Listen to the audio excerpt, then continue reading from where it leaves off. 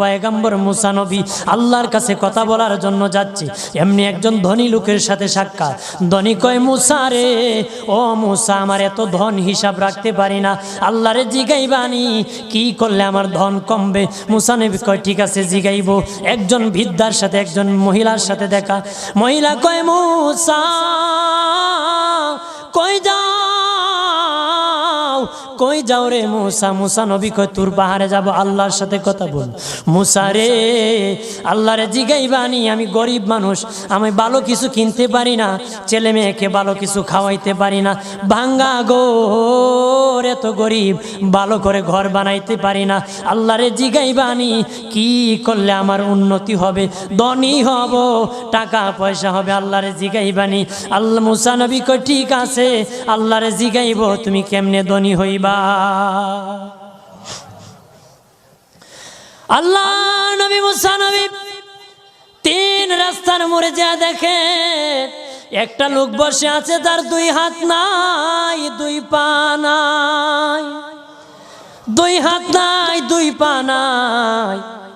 ওই লোক ডাক দিয়া কয়, মুসা রে, জীবনে কোনোদিন নিজে হাঁটতে পারি নাই, নিজ হাতে খেতে পারি নাই, কেউ খাওয়াইলে খাই, নতুবা উপবাস থাকি, বৃষ্টি আসলে ভিজি, সেখানে আমি আবার শুকাই।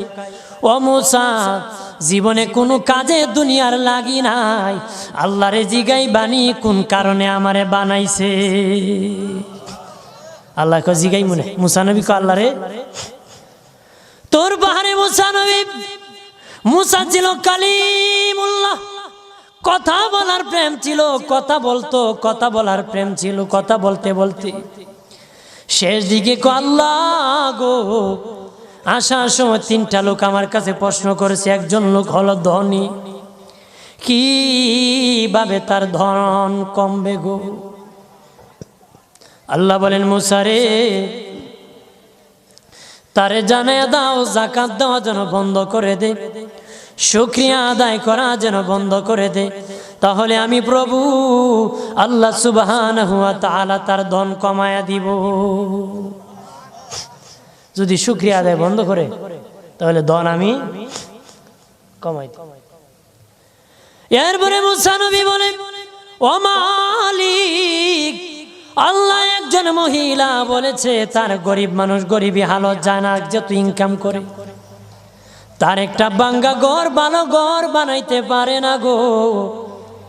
ও প্রভু, কি করলে তার ঘর উন্নতি হবে, তার অবনতির থেকে উন্নতি হবে? আল্লাহ বলেন, মুসা রে, মহিলারে জানিয়ে দিও, তারে আমি যা দিয়েছি তার উপর যেন সে শুকরিয়া আদায় করে। মুসা নবী বলে, মালিক, তিন রাস্তার মোড়ে গো আল্লাহ, একটা লোক তুমিও দেখতেছো যার হাত নাই, পা নাই। কত মানুষ হাত নাই গো, কত মানুষের পা নাই রে। আল্লাহ কত সুন্দর হাত পা দিয়েছে, কত সুন্দর জবান দিছে, শ্বাস দিতেছে আর নিতেছে। আইসিইউ লাইফ সাপোর্টে যদি একদিন তাকে 50-60 হাজার টাকা লাগে রে। 80 বছর, 100 বছর, 40 বছর, 25 বছর আল্লাহ হায়াত দিল রে। বলো রে শাস্তাগঞ্জের সুন্নি জনতা, আল্লাহরে জীবনে কয় টাকা তোমরা দিছো? কয় টাকা আল্লাহরে দিছো? এই যে শ্বাস দিল, অক্সিজেন দিল আর নিল। অক্সিজেন যদি বন্ধ হয়ে যায় প্রাণ বাঁচবে না রে। শ্বাস যদি নিতেও না পারো জীবন শেষ, ছাড়তেও না পারো জীবন শেষ। অক্সিজেন আল্লাহ দিল, বিনা টাকায় দিল, বিনা পয়সায় দিল, আল্লাহর শুকরিয়া আদায় করতে হবে। আল্লাহ কয়, মুসা, যেই লোক হাত পাও দেই নাই তারে আমি বানাইছি জাহান্নামের একটা ছিদ্রি আছে, এই ছিদ্রিটা ভরার জন্য, এই ছিদ্রি খানাটা বন্ধ করার জন্য আমি এই মুসায় এই লোকটাকে আমি বানাইছি। সুবহানাল্লাহ বলেন না? মানুষের সম্মান বেশি, মানুষের ইজ্জত বেশি, সৌন্দর্য মানুষের বেশি। আবু বকর সিদ্দিক রাদিয়াল্লাহু তাআলা আনহু মসজিদ নববীতে নবীর পাশে নামাজ পড়ার জন্য যাচ্ছেন গো বাবাজি। ওনার সামনে বৃদ্ধা একজন ইহুদি পড়েছে, বৃদ্ধ মানুষ কুটকুট করে হাঁটতেছে লাঠি বর করে। উনি দেখলেন যদি এই বিদ্যার পিছনে হাঁটেন মসজিদ নববীতে নবীর পিছনে জামাত নামাজ পাবেন না, আর যদি ধাক্কা দিয়ে চলে যান মুরব্বির সাথে বেয়াদবি হবে। আবু বকর সিদ্দিক রাদিয়াল্লাহু তাআলা আনহু আদব দেখাইয়া মুরব্বির পিছনে আস্তে আস্তে আস্তে আস্তে হাঁটতেছে। মানুষের সম্মান করলে আল্লাহ কত খুশি হয়, আর মানুষকে যে আল্লাহ সুন্দর করে বানায়। আল্লাহ নবী মসজিদ নববীতে সে রুকুর মধ্যে চলে গেছেন, রুকুর মধ্যে চলে গেছেন, রুকুতে কের মধ্যে চলে গেছে, জোরে বলেন, রুকুর মধ্যে চলে গেছেন আল্লাহর নবী। আমার আল্লাহ জিবরিল আমিন পাঠাইয়া নবীকে সংবাদ জানায় দিলেন, ও নবী, আপনার আবু বকর সিদ্দিক আমার এক সৃষ্টি বিদ্যাকে সম্মান দেখাইতে আসতে দেরি হতেছে, আর সে আস্তে আস্তে আপনি রুকুর থেকে উঠে গেলে 1 রাকাত নামাজ পাবে না। নবী গো, রুকুর মধ্যে আপনি পড়ে থাকেন, আবু বকর সিদ্দিক যখন আগমন করবে তখন রুকু থেকে সোজা হয়ে দাঁড়াবেন।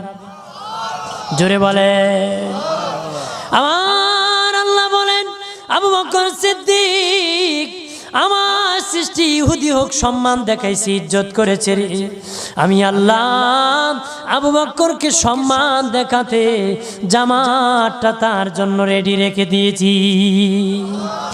আব্দুল্লাহ ইবনে আব্বাস নবীজির রওজা দেখে বলেন, পৃথিবীর মানুষ শুনে নাও, এই রওজাওয়ালার জবান থেকে আমি শুনেছি রে, এই রওজাওয়ালার জবান থেকে আমি শুনেছি, রওজাওয়ালার জবান থেকে শুনেছি। নবী বলেছেন, কোনো বৃদ্ধ মানুষ যদি একটা গাঁটি নিয়ে দেয়, কেউ এগিয়ে দেয়, লাঠি পরে যদি উঠাইয়া দেয়, বৃদ্ধ মানুষ হাঁটতে পারে না, ধরিয়া ধরিয়া বাড়ি পর্যন্ত পৌঁছায় দেয়।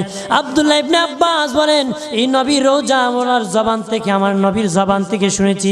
নবী বলেছেন, আমার মসজিদে নববীতে যদি কেউ 10 বছর ইতিকাফ করে একজন বৃদ্ধার লাঠি উঠাই দিলে 10 বছর ইতিকাফ করার সওয়াব আমল নামায় পাবে।